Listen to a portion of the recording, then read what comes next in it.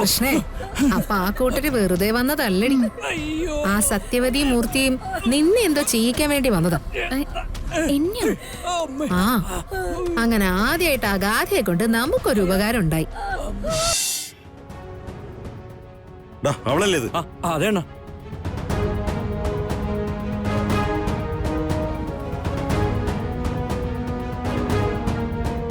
അതേടാ. പക്ഷെ അവളെങ്ങനെ ഡ്രസ് മാറി? അതാ മാഡം പറഞ്ഞില്ലേ ഇവളത്ര നിസ്സാര പുള്ളിയല്ലെന്ന്. ഇപ്പൊ നമുക്ക് കൺഫ്യൂഷൻ ഉണ്ടാക്കാൻ വേണ്ടി അവള് ഡ്രസ് ചേഞ്ച് ചെയ്തതാ. അതെ. നമ്മൾ എന്തിനാ ഡ്രസ് നോക്കുന്നത്? നമുക്ക് പൊക്കണ്ണ. നമ്മളോട് മാഡം പറഞ്ഞത് ചെയ്യാം.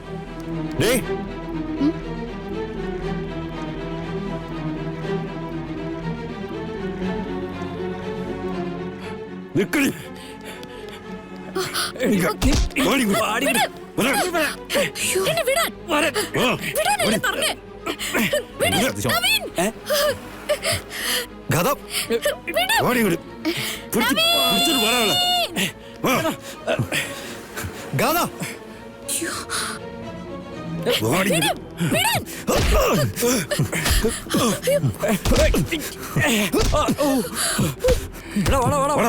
എന്തോ പ്രശ്നമുണ്ട്. വാടാ.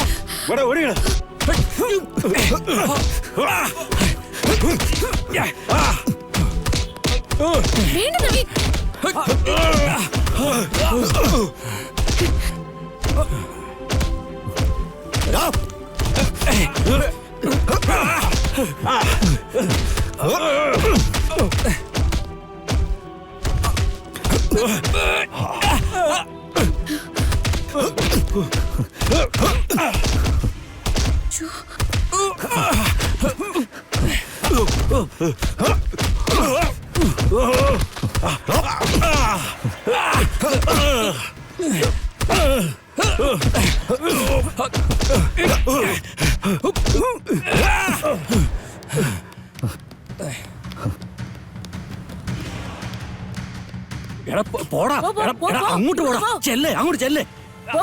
അങ്ങോട്ട് ചെല്ലടാ. ഇവിടുന്ന് പോടാ, പെട്ടെന്ന് പോ.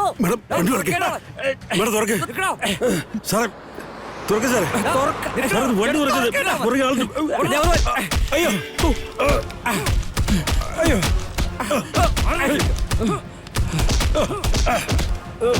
അയ്യോ.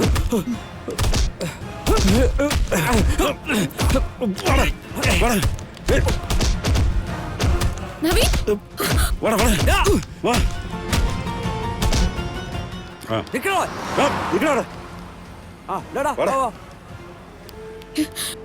നവീൻ ഓക്കെയാണോ? ഞാൻ ഓക്കെ, കുഴപ്പമൊന്നുമില്ല. സാറേ ഇവിടെ എന്തോ പ്രശ്നമുണ്ടെന്ന് തോന്നണേ. സാറ് മാഡത്തെ കൂട്ടി വീട്ടിലേക്ക് പോക്കോ. ഓക്കെ, സംഗതി എന്താണെന്ന് നോക്കിയിട്ട് എന്നെ വിളിച്ചാൽ മതി. ശരി സാർ. വാ. തനിക്കൊന്നും പറ്റില്ലല്ലോ? ഇല്ല, നമുക്ക് ഇവിടുന്ന് പോവാം.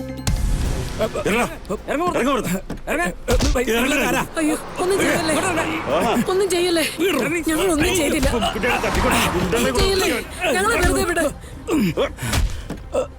കേറ്.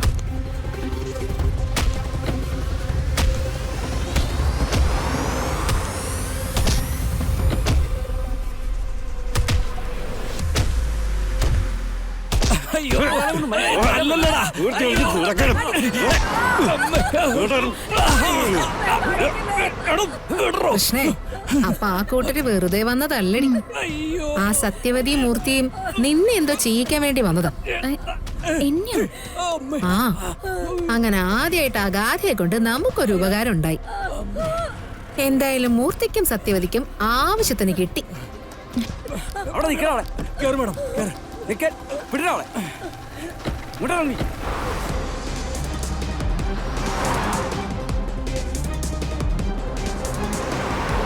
എന്തായാലും സത്യവതിക്ക് ബുദ്ധിമുട്ടിയതിനുള്ള പ്രതിഫലം കിട്ടി അല്ലേ മോളിക്കുട്ടി? പിന്നെ അല്ലാതെ ആ സത്യവതിയുടെ പരിപ്പെടുത്ത് കളഞ്ഞില്ലേ. എന്റെ കർത്താവേ, പാപികൾക്ക് ഇതുപോലെ ഇടയ്ക്കിടയ്ക്ക് ശമ്പളം കൊടുത്തിരുന്നെങ്കിൽ എന്നേ ഈ ലോകം നന്നായേനെ.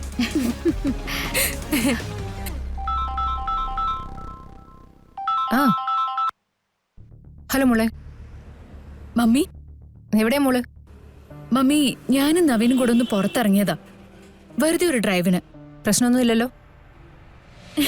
എന്ത് പ്രശ്നം? ഞാനെല്ലാം മമ്മി പറയുന്നത് പോലെ ചെയ്യുന്നുണ്ട്. ഒരാളോടും ഒരു പ്രശ്നത്തിനും നിൽക്കുന്നില്ല. ഗുഡ് മോളെ. ആ പിന്നെ മമ്മി, കുറച്ചു മുമ്പ് ഒരു കാര്യം നടന്നു. എന്താ? മമ്മി ടെൻഷൻ ആവരുത്.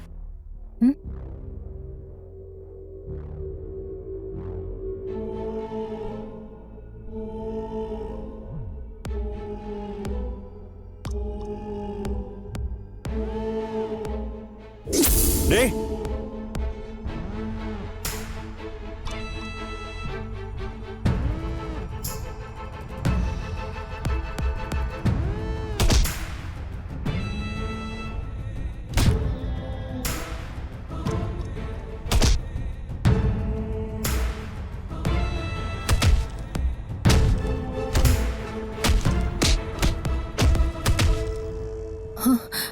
ആരായിരുന്നു മോളെ അവര്?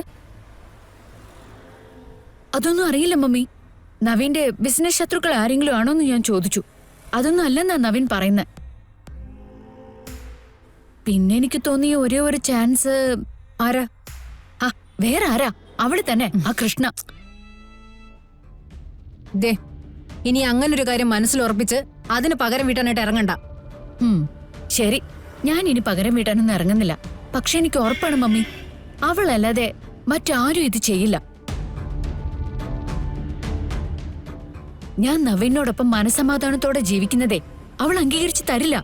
അവളുടെ കഴുത്തില് നവീന്റെ തലി കിടക്കുവോളം. അതുകൊണ്ടാ അവൾ ഇറങ്ങി പോകുമ്പോ ആ താലിക്ക് വേണ്ടി ഞാൻ അത്രയും നിർബന്ധം പിടിച്ചത്. ഇനിയെങ്കിലും അത് അഴിച്ചു വാങ്ങിക്കാൻ മമ്മി പറയണം. ആ നമുക്ക് നോക്കാം മോളെ. പിന്നെ നവീനുമായിട്ട് പുറത്തേക്ക് പോവുകയാണെങ്കിൽ നവീന്റെ അടുത്തുനിന്ന് ഒരുപാട് ദൂരെ ഒന്നും മാറി നിൽക്കണ്ട. പിന്നെ മമ്മി, പണ്ടേ മമ്മി എന്നെ LKGയിലും UKGയിലും ഒന്നും വിട്ട പോലെയല്ല. ഞാനേ ഇപ്പൊ കുറച്ച് വലുതായി. അതറിയാം മോളെ. എന്നാലും എന്റെ ടെൻഷൻ കൊണ്ട് ഞാൻ പറഞ്ഞേ ഉള്ളൂ. നവീൻ എന്റെ കൂടെ സ്ട്രോങ് ആയിട്ട് നിൽക്കുമ്പോ മമ്മിക്ക് എന്നെ കുറിച്ച് ഒരു ടെൻഷന്റെ ആവശ്യമില്ല. എങ്കിലും ഓക്കെ, ഞാൻ കട്ട് ചെയ്യാം. എന്നാ ശരി.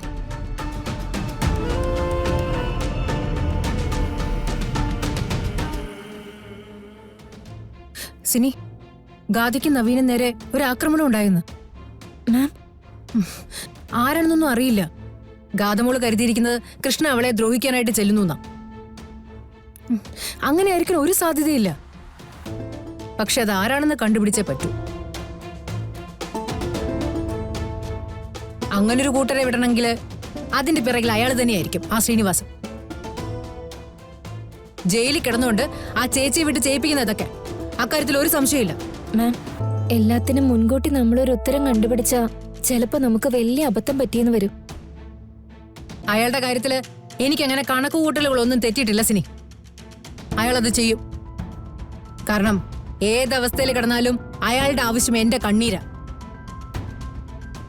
അയാളുടെ അഹങ്കാരം ഇനി വൈകാൻ പാടില്ല. എന്താ വേണ്ടെന്ന് എനിക്കറിയാം.